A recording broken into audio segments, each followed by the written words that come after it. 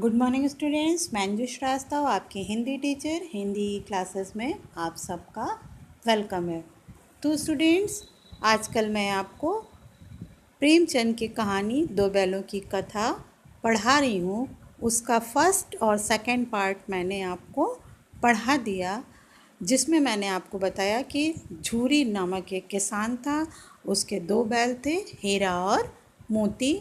उसने अपने बैलों को अपने साले गया के यहाँ काम से भेज दिया, लेकिन बैलों को लगा कि गया ने उन्हें भेज दिया है, तो वो वहाँ बड़े बेमन से रहते थे।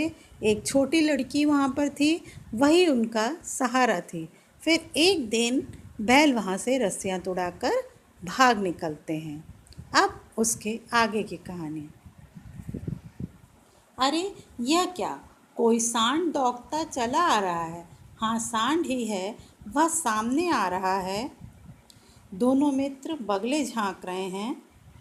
सांड पूरा हाथी है, उससे भिड़ना जान से हाथ धोना है। लेकिन न भिड़ने पर भी जान बचती नज़र नहीं आती है। इन्हीं की तरफ आ रहा है। कितनी भयंकर सूरत है, मोती ने मूक भाषा में कहा। बुरे फंसे जान बचेगी, कोई उपाय सोचो। हीरा ने चिंतित स्वर में कहा, अपने घमंड में भूला हुआ है, आरजू विनती ना सुनेगा, भाग क्यों न चलें। हीरा और मोती गया के घर से जब भागे तो वो बहुत तेज़ी से भागे और रास्ता भी भूल गए, और एक जगह रुक करके जब वो मटर खाने लगे तो उन्हें सामने से दिखाई दिया कि कोई सांड जो है वो दौड़ता चला आ रहा था। दोनों मित्र घबरा गए। सांड बहुत विशालकाय था, एकदम हाथी की तरह से नजर आता था।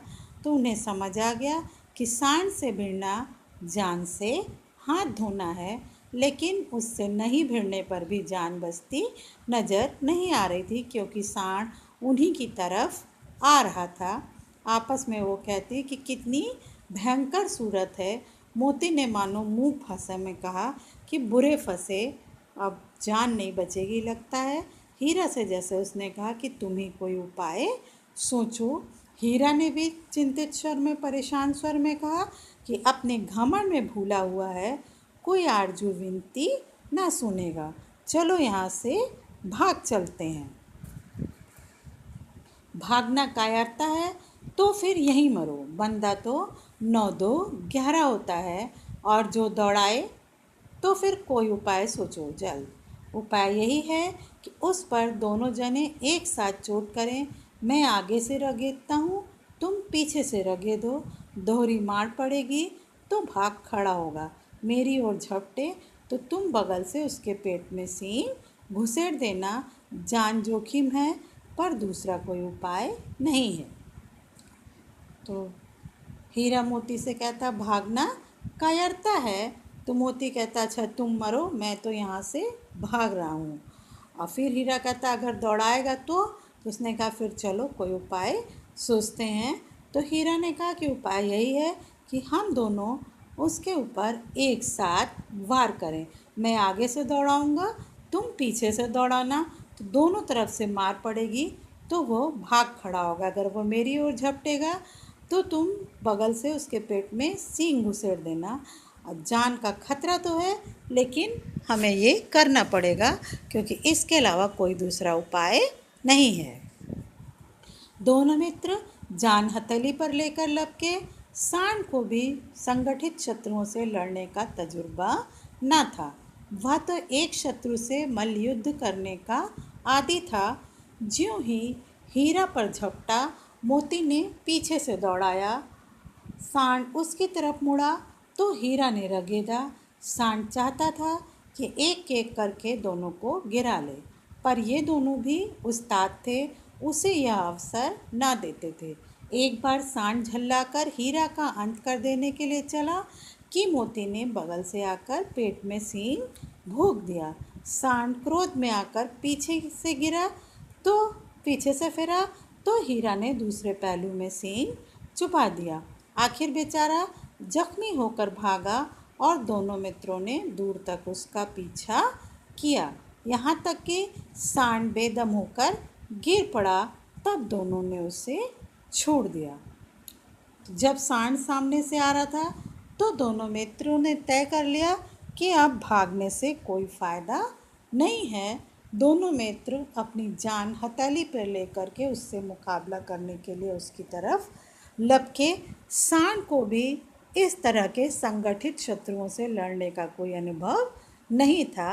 वो तो एक एक शत्रु से ही मल्लयुद्ध करना जानता था। जैसे ही हीरा उस पर झपटा, मोती ने पीछे से दौड़ाया और सांड मोती की तरफ मुड़ा तो हीरा ने उसको रगेदा।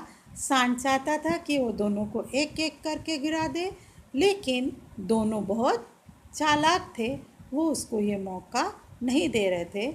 एक बार सांड बुरी तरह झल्ला गया और हीरा का अंत कर देने के लिए दौड़ा तो मोती ने आकर बगल से उसके पेट में सींग चुभो दिया। तो सांड और गुस्से में आ गया। फिर दूसरी तरफ से हीरा ने आकर के उसके दूसरे पहलू में सींग चुभो दिया तो वो जख्मी होकर भाग गया और दोनों मित्रों ने दूर तक उसका पीछा किया जब तक कि सांड बेदम होकर गिर नहीं गया।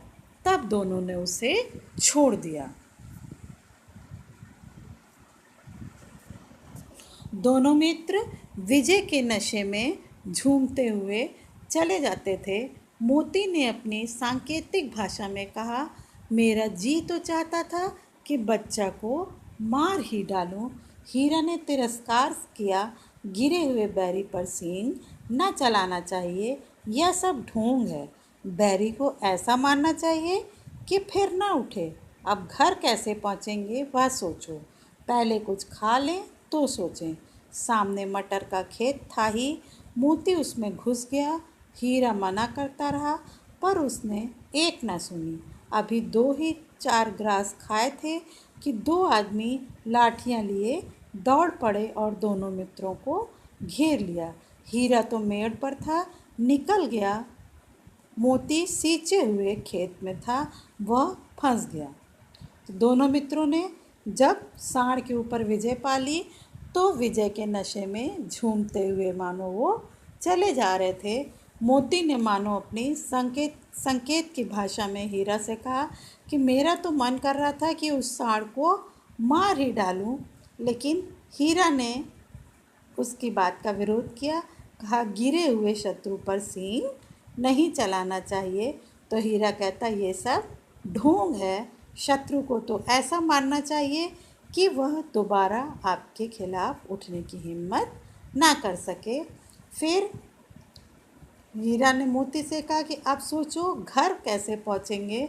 तो मोती ने कहा, पहले कुछ खा लें तब सोचें। हीरा उसे मना करता रहा, लेकिन सामने मटर का खेत था, मोती उसमें घुस गया। हीरा ने बहुत मना किया, लेकिन मोती ने उसकी एक न सुनी। अभी उन्होंने थोड़ा ही खाया होगा, 2 ही 4 ग्रास मतलब 2 ही 4 कौर खाए होंगे कि 2 आदमी लाठियां लिए दौड़ते हुए आते दिखाई दिए और दोनों ने उन दोनों मित्रों को घेर लिया। हीरा तो मेड़ पर था, किनारे वह निकल गया, लेकिन मोती खेत के बीच में था और खेत सींचा हुआ था।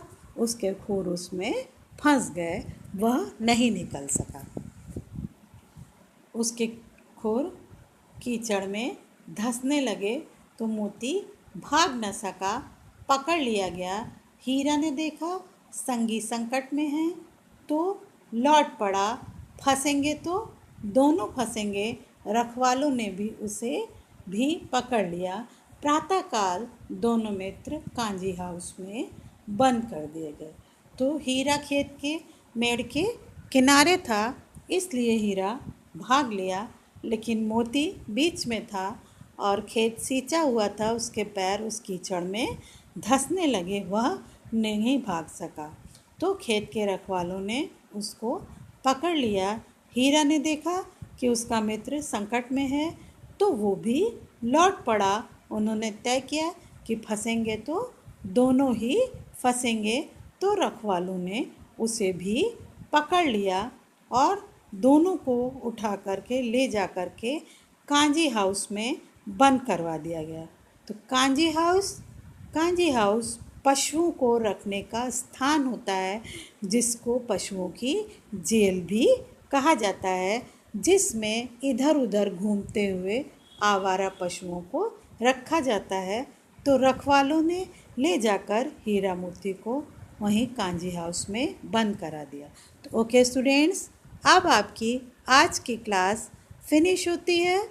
इस कहानी को आप ध्यान से पढ़िए, सुनिए, समझिए और प्रैक्टिस शीट में जो क्वेश्चन आंसर हैं उसको कीजिए, और वीडियो की कहानी को भी, जो आपके पास अगर बुक नहीं है तो उसे नोट करिए और पढ़िए। तब तक के लिए stay home and take care.